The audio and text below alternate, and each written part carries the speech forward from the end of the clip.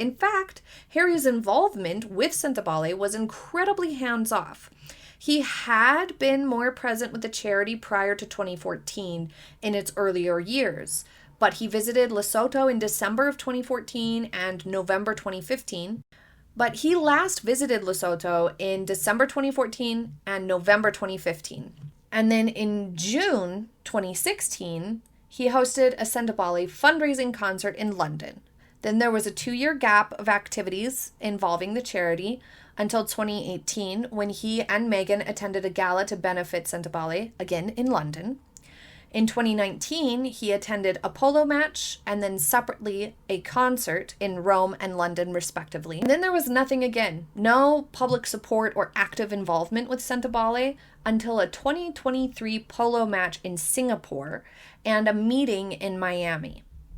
So there was a 4-year gap of engagement from Harry. And then come 2024, things began to fall apart. And there was that polo match from last year, and there was probably some meetings. And Harry did go to Lesotho to talk with some people about the Sentebale issue in 2024, when some of that drama was happening that then came to light in early 2025, early this year. So you can kind of see Sophie's point here. There was not one trip to Africa, not one fundraising effort on a more local level since 2015. People are now criticizing Harry for being uncooperative in addressing the charity's needs in a more practical and realistic manner. Harry's approach looks very vain and self-serving now when you put it into that context of how much has he actually done and how much time has he actually spent involved in this charity? Not much. And he was one of 2 big patrons.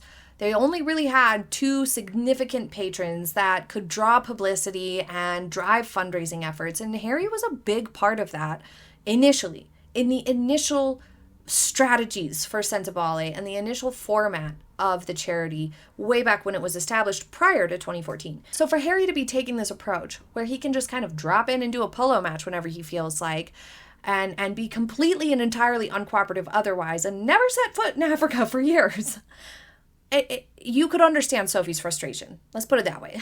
She had said that she felt that Harry sort of abandoned the charity in a lot of ways and abandoned efforts to help fundraise the charity as well, particularly after he left the royal family. Maybe it was the royal family who were coordinating a lot of the things that Harry was doing for Sentebale, and nobody realized how much the royal family was coddling Harry in his responsibilities. But additionally, perhaps more importantly, if he truly cared about Sentebale and this charity that he set up as part of his honoring of his mother, Princess Diana, and her legacy and whatnot in Africa, then why did he not enter into discussions with Sophie about a better way to move forward, to work out their problems, agree to a different approach to fundraising and engagement from Harry, and strategize a way to keep the charity running smoothly? Why didn't he do that?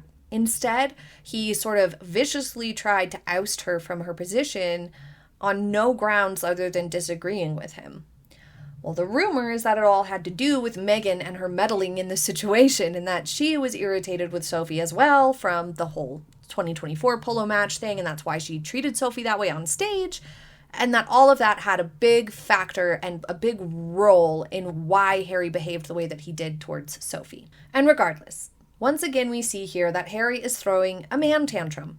Just because he's not getting his way, he has abandoned the cause entirely. He doesn't like the answers or the pushback he's getting, so he has quit. The commission was highly critical of all parties for allowing leadership disputes to become public, which damaged the charity's reputation and risked public trust. But like I said, Harry initiated all of that. He released that dramatic statement, framing Sophie as the villain in the situation, and so Sophie, I feel like, had every right and reason to come out and defend herself, and also reveal that she had requested a review before Harry resigned and tantrumed, which means she had reported the problems to the commission back in February. Therefore, Harry was basically retaliating by resigning and putting out this letter and whatnot. He was retaliating for her reporting the charity to the commission. And his reaction to the investigation demonstrate his toxic approach once again. He's not willing to take accountability. Never is Harry willing to take accountability. And this is another example of that. Sophie welcomed the findings and reaffirmed her commitment to improving the charity, describing the experience as a catalyst for growth in governance and clarity. Prince Harry, however, while he was relieved at being cleared of wrongdoing, criticized the report for not addressing allegations against Chanduka and expressed determination to support children through other channels. So although the Charity Commission didn't find Harry guilty of legal or regulatory misconduct, maybe due to lack of evidence, the final report did criticize him, alongside others, for contributing to the governance breakdown at Thankyou. Ultimately, Harry's decision to resign and abandon the charity and his responsibilities as patron and co-founder in a leadership position, rather than resolve the conflict in his capacity as a leader of the charity, reflect poorly on Harry and demonstrate his unwillingness to work with people. And the fact that he responded to the findings by criticizing Sophie once again is ridiculous. It makes no sense, and it makes Harry look petty and small and strange once again.